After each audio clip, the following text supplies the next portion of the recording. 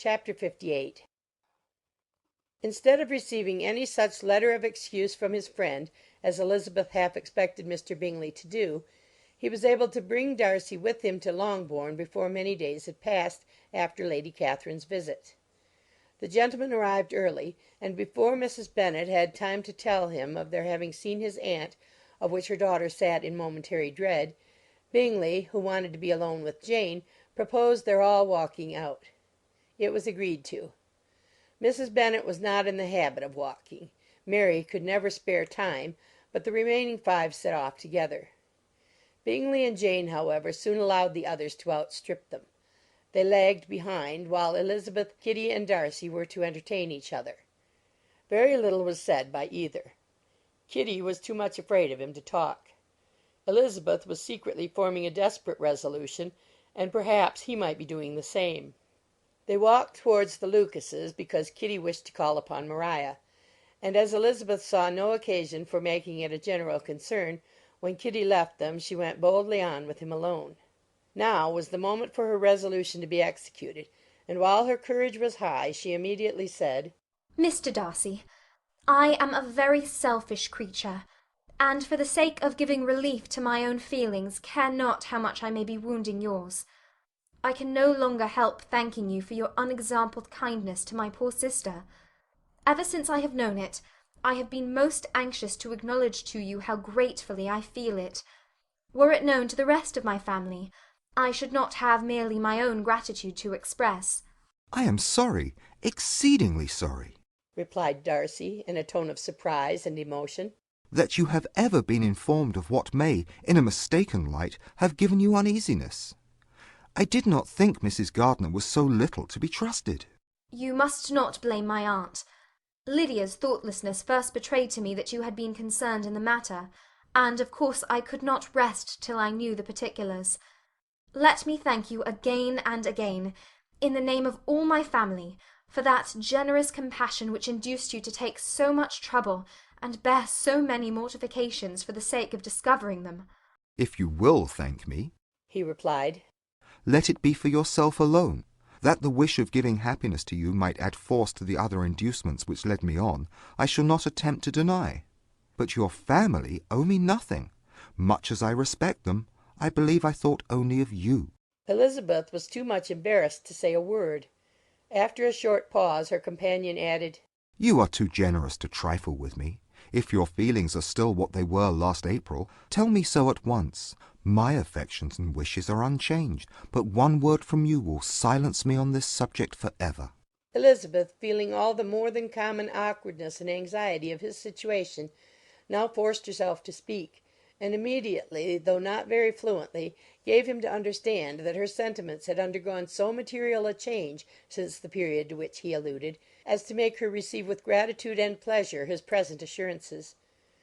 The happiness which this reply produced was such as he had probably never felt before, and he expressed himself on the occasion as sensibly and as warmly as a man violently in love can be supposed to do. Had Elizabeth been able to encounter his eye, she might have seen how well the expression of heartfelt delight diffused over his face became him. But though she could not look, she could listen, and he told her of feelings which, in proving of what importance she was to him, made his affection every moment more valuable. They walked on, without knowing in what direction. There was too much to be thought, and felt, and said, for attention to any other object. She soon learnt that they were indebted for their present good understanding to the efforts of his aunt, who did call on him in her return through London, and there relate her journey to Longbourn, its motive, and the substance of her conversation with Elizabeth, dwelling emphatically on every expression of the latter which, in her ladyship's apprehension, peculiarly denoted her perverseness and assurance, in the belief that such a relation must assist her endeavours to obtain that promise from her nephew which she had refused to give. But unluckily for her ladyship, its effect had been exactly contrariwise. "It taught me to hope," said he, "as I had scarcely ever allowed myself to hope before. I knew enough of your disposition to be certain that, had you been absolutely irrevocably decided against me, you would have acknowledged it to Lady Catherine, frankly and openly." Elizabeth coloured and laughed as she replied, Yes, you know enough of my frankness to believe me capable of that. After abusing you so abominably to your face, I could have no scruple in abusing you to all your relations. What did you say of me that I did not deserve? For, though your accusations were ill-founded, formed on mistaken premises, my behaviour to you at the time had merited the severest reproof. It was unpardonable. I cannot think of it without abhorrence. We will not quarrel for the greater share of blame annexed to that evening, said Elizabeth. The conduct of neither, if strictly examined, will be irreproachable. But since then we have both, I hope, improved in civility. I cannot be so easily reconciled to myself. The recollection of what I then said, of my conduct, my manners, my expressions during the whole of it, is now, and has been many months, inexpressibly painful to me. Your reproof, so well applied, I shall never forget. Had you behaved in a more gentlemanlike manner, those were your words. You know not, you can scarcely conceive how they have tortured me, though it was some time, I confess, before I was reasonable enough to allow their justice. I was certainly very far from expecting them to make so strong an impression. I had not the smallest idea of their being ever felt in such a way. I can easily believe it. You thought me then devoid of every proper feeling. I am sure you did. The turn of your countenance I shall never forget, as you said that I could not have addressed you in any possible way that would induce you to accept me. Oh, do not repeat what I then said. These recollections will not do at all. I assure you that I have long been most heartily ashamed of it. Darcy mentioned his letter. Did it? Said he. Did it soon make you think better of me? Did you, on reading it, give me any credit to its contents? She explained what its effect on her had been, and how gradually all her former prejudices had been removed. I knew, said he, that what I wrote must give you pain, but it was necessary. I hope you have destroyed the letter. There was one part especially, the opening of it, which I should dread your having the power of reading again. I can remember some expressions which might justly make you hate me. The letter shall certainly be burnt, if you believe it essential to the preservation of my regard. But, though we have both reason to think my opinions not entirely unalterable, they are not, I hope, quite so easily changed as that implies. When I wrote that letter, replied Darcy, I believed myself perfectly calm and cool, but I am since convinced that it was written in a dreadful bitterness of spirit. The letter, perhaps, began in bitterness, but it did not end so. The adieu is charity itself. But think no more of the letter. The feelings of the person who wrote, and the person who received it, are now so widely different from what they were then, that every unpleasant circumstance attending it ought to be forgotten. You must learn some of my philosophy. Think only of the past as its remembrance gives you pleasure.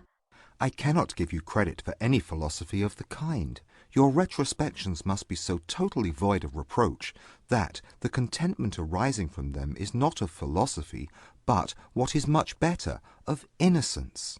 But with me it is not so. Painful recollections will intrude which cannot, which ought not, to be repelled. I have been a selfish being all my life, in practice, though not in principle. As a child I was taught what was right, but I was not taught to correct my temper. I was given good principles, but left to follow them in pride and conceit.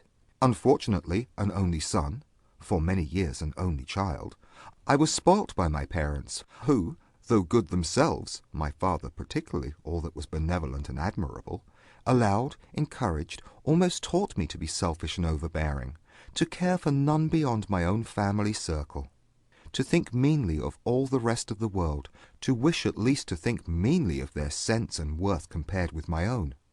Such I was, from 8 to 28, and such I might still have been but for you, dearest, loveliest Elizabeth. What do I not owe you? You taught me a lesson, hard indeed at first, but most advantageous. By you I was properly humbled.